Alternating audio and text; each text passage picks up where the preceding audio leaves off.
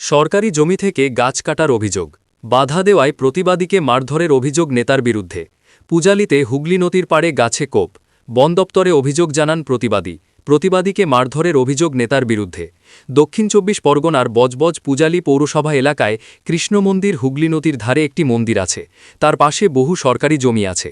সেই সরকারি জমির ওপরে গাছ লাগানো আছে, সেই গাছ কাটতে তৃণমূলের এক নেতার বিরুদ্ধে অভিযোগ, এবং এই অভিযোগকারী বন দপ্তরকে জানিয়েছিল। বন দপ্তর যখন ওই ভেরিফিকেশন করতে আসে যে গাছ কাটা হচ্ছে নাকি, তার সামনেই তখন ওই যারা প্রতিবাদ করেছিল সেই যুবককে মারধর করে ওই তৃণমূলের নেতা। আসলাম মার খেয়েছে এবং মিঠুন মণ্ডলকে হাসপাতালে নিয়ে যাওয়া হয়েছে। কি হয়েছিল প্রতিবাদী মুখ থেকে শুনে নিন। নমস্কার, আমি শেখ আসলাম। কালকে নিউজ 18 বাংলায় প্রতিবেদনে আমার বাইট দেওয়াটা আপনারা সবাই দেখেছেন। কালকের যে ঘটনাটা ঘটেছিল, বেআইনিভাবে গাছ কাটার প্রতিবাদ করতে গিয়ে আমাকে মারধর খেতে হয়েছিল। একটা জিনিস লক্ষ্য করবেন, কালকের ওই যে মারধর খাবার পরে আমি বাইটে বলেছিলাম আমার প্রাণনাশের হুমকি আসছে, আমার প্রাণের ভয় হচ্ছে এবং আমাকে মিথ্যা মামলায় ফাঁসানোর চেষ্টা করা হচ্ছে। সেটা আজকে ঘটে গেল। আজকে যখন থানায় কমপ্লেন না নেওয়া হলো, আমি কোর্টে কমপ্লেন করার জন্য এলাম। এখানে এসে দেখলাম আমার নামে অলরেডি মারধর, চড়থাপ্পড় ও গালিগালাজের একটা মামলা অলরেডি লাগু হয়ে গিয়েছে। সেই জামিনটা এক্ষুনি আমি এখান থেকে নিলাম। আমার কথাটা তাহলে অ্যাডভান্স যেটা কাল বলেছিলাম, আজকে আপনারা মিলিয়ে দেখে নেবেন। কাল বলেছিলাম আমি কমপ্লেন করতে গেলাম, আমি মার খেলাম, আমার কমপ্লেন নেওয়া হলো না, আর আমারই নামে মারধরের একটা কমপ্লেন দেওয়া হলো। এটা কি ধরনের নিয়ম আর কী ধরনের আমরা বাংলায় বাস করছি, এটা আমি ভেবে পাচ্ছি না এখনও পর্যন্ত। কমপ্লেনটা করা হলো আমার নামে। দ্বিতীয়ত, কালকে আমি এটাও বলেছিলাম যে আমার প্রাণহানির আশঙ্কা হচ্ছে। আজকে সকালবেলা আমার বাড়ির সামনেও 100-150 লোক নিয়ে র্যালি করার মতো অবস্থা মাহফুজুর রহমান করছে।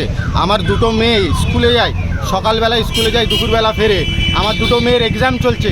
টেনশানে আমার বাড়িতে সব কান্নাগোল পড়ে গিয়েছে। আমি 2 দিন হয়ে গেল কোনো সুবিচার পাইনি, এখনও পর্যন্ত আমি বাড়ি ঢুকতে পারছি না।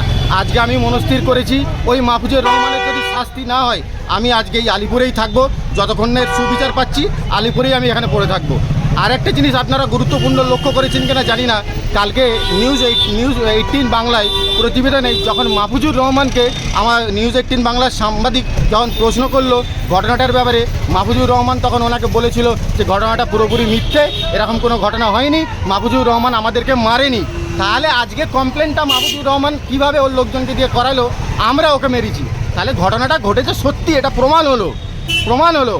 আমাকে মেরেছে, আমার কমপ্লেন নেওয়া হলো না, উপরন্তু আমার নামেই কমপ্লেন দেওয়া হলো। এর সুবিচার চাইছি।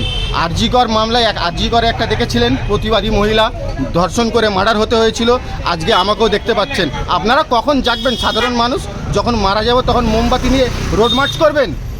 আজকে যদি আপনারা মুখ না খোলেন, এই অন্যায়ের প্রতিবাদ যদি না করেন, তাহলে আগামী দিনে আপনার বাড়িরও ছেলে মেয়ের সঙ্গে ঘটনাটা ঘটবে।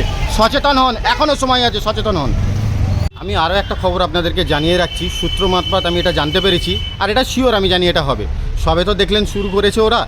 আজকে আমি আপনাদের আরও অ্যাডভান্স একটা নিউজ জানিয়ে রাখছি, আগামী দিনে আরও 1 ডজন কমপ্লেন আমার নামে হবে, আর আমাকে ওই এলাকায় পেলে আমাকে মার্ডারও করবে। এই ভিডিওটা সেভ করে রাখবেন, আপনাদের দেখাতে সুবিধা হবে। এবং আমার অফিসে পারবে না, আমার অফিসে পুরো ক্যামেরা দেওয়া আছে, আমার বাড়িতে ক্যামেরা নেই। আমার বাড়ি বা আমার বাড়ির পাঁচিলের ভিতরে কেউ বাইরে থেকে কোনো আর্মস বা গেঁজা দিয়ে আমাকে মিথ্যে মামলায় কেস খাওয়ানোর জন্যে ওরা চেষ্টা ও চক্রান্ত করছে।